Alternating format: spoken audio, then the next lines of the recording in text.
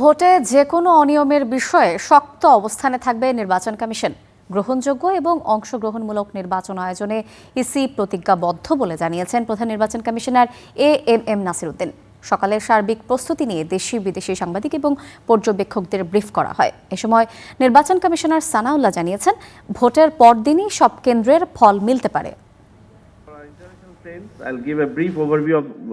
ত্রয়োদশ জাতীয় সংসদ নির্বাচনের বাকি আর মাত্র কয়েক ঘণ্টা। ভোটের আগের দিন সকালে দেশি বিদেশি সাংবাদিক ও পর্যবেক্ষকদের মুখোমুখি নির্বাচন কমিশন। নির্বাচন ঘিরে কমিশনের প্রস্তুতি তুলে ধরেন সিইসি। তিনি বলেন, ভোটে যে কোনো অনিয়মের বিষয়ে শক্ত অবস্থান বজায় রাখবেন তারা। ভোটের মাঠের প্রকৃত চিত্র তুলে ধরতে দেশি সাংবাদিক পর্যবেক্ষক সহ সিইসি সহযোগিতা চেয়েছেন ভিনদেশি পর্যবেক্ষকদেরও। একটি অবাধ, নিরপেক্ষ ও সুষ্ঠু নির্বাচনের আয়োজন করছে ইসি। যে কোনো ধরনের অনিয়ম শক্তভাবে তদারকি করা হবে। সুষ্ঠু, গ্রহণযোগ্য, অংশগ্রহণমূলক নির্বাচন আয়োজনে প্রতিজ্ঞাবদ্ধ নির্বাচন কমিশন পর্যবেক্ষকদের গাইডলাইন মেনে কাজ করতে সবসময় স্বাগত।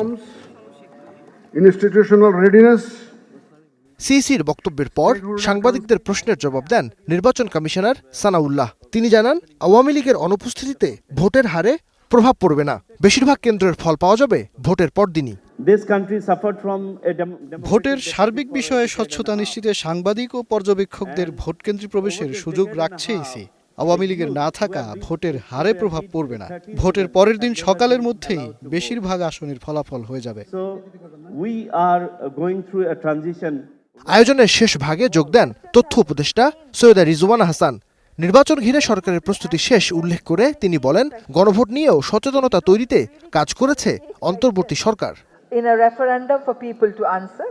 জুলাই সনদে যে সংস্কারগুলো রয়েছে সেটি জনগণ চায় কিনা তার জন্যই গণভোট। জুলাই সনদের প্রস্তাবনাগুলো রাজনৈতিক দলগুলোর সঙ্গে দীর্ঘ আলোচনা করা হয়েছে। গণভোটের বিষয়ে সচেতনতা তৈরির জন্য এবং রুট লেভেলের জনগণের কাছে পৌঁছাতে সরকার কাজ করেছে। ভোটের মাঠে এবার ৩৯৪ জন পর্যবেক্ষক এবং ১৯৭ জন বিদেশি সাংবাদিক কাজ করবেন বলে জানানো হয়েছে। নাইম আবির, স্টার নিউজ, ঢাকা।